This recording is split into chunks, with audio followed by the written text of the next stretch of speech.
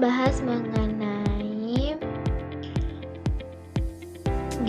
ilmu geografi dalam aspek lingkungan. Lingkungan adalah seluruh kondisi di sekitar makhluk hidup yang mempengaruhi kehidupan, termasuk dari biotik, manusia, hewan, tumbuhan, dan mikroorganisme. Kalau dari abiotik, ada tanah, air, udara, cahaya, dan suhu. Dari sosial, budaya, ekonomi, interaksi antar manusia. Jadi, lingkungan bukan hanya alam fisik, tetapi juga kondisi sosial masyarakat. Sistem lingkungan. Lingkungan bekerja seperti sebuah sistem, artinya setiap komponen saling berhubungan dan mempengaruhi satu sama lain. Komponen utama sistem lingkungan ada input, yaitu segala sesuatu yang termasuk ke dalam sistem seperti energi, matahari, air, angin, dan zat zahara. Yang kedua ada proses, mekanisme alam yang berlangsung seperti fotosintesis, siklus air, interaksi ekosistem, dan aktivitas manusia. Dan yang ketiga ada output, hasil yang keluar dari sistem seperti produk alam, limbah, atau perubahan kondisi lingkungan. Mengapa disebut sistem? Karena perubahan dari satu bagian akan berdampak pada bagian lain. Contohnya, penebangan hutan menjadi erosi, meningkat dan sungai keruh, ikan berkurang, dan nelayan terdampak. Ini menunjukkan lingkungan punya hubungan sebab akibat yang kuat. Nah, pengelolaan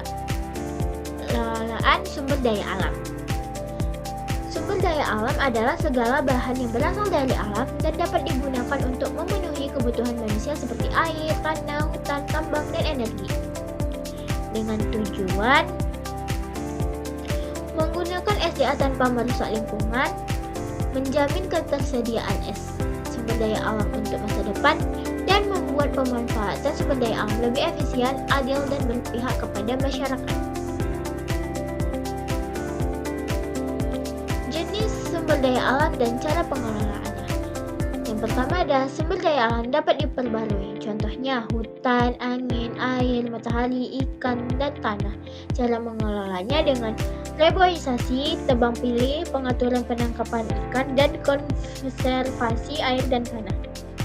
Yang kedua ada sumber daya alam tidak dapat diperbaharui, yaitu contohnya minyak, bumi, gas, batu bara, mineral, dan tambang. Cara mengelolanya, penghematan pemakaian, penggunaan teknologi yang efisien, pengembangan energi alternatif atau surya dan angin.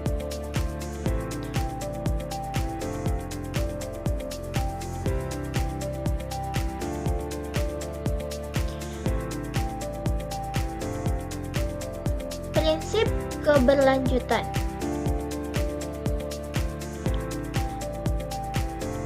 Keberlanjutan adalah cara mengelola lingkungan dan sumber daya sehingga kebutuhan hari ini terpenuhi tanpa mengorbankan kebutuhan generasi yang akan datang. Artinya, kita hidup nyaman sekarang tanpa merusak hak anak cucu kita. 3 pilar utama keberlanjutan, yaitu lingkungan, melestarikan alam, mengurangi pencemaran, dan menjaga ekosistem. Yang kedua ada ekonomi, pemanfaatan sumber daya alam yang efisien, mendukung industri ramah lingkungan. Yang ketiga ada sosial, pemerataan kesejahteraan, pendidikan lingkungan, dan keadilan antar generasi. Semua pilar ini harus seimbang, jika satu rusak, keberlanjutan akan terganggu. Prinsip-prinsip dasar keberlanjutan. Menggunakan sumber daya secara hemat, mengurangi sampah dan polusi, mendaur ulang bahan yang masih bisa dipakai, mengembangkan energi terbarukan, melindungi keanekaragaman hayati, dan melibatkan masyarakat dalam pengelolaan lingkungan. Contoh penerapannya ada bank sampah di sekolah, kota yang membuat taman kota dan ruang hijau, industri yang menerapkan zero waste, penggunaan panel surya di rumah, sistem irigasi hemat air pada pertanian, dan mengurangi plastik sekali pakai. Sekian yang dapat saya sampaikan.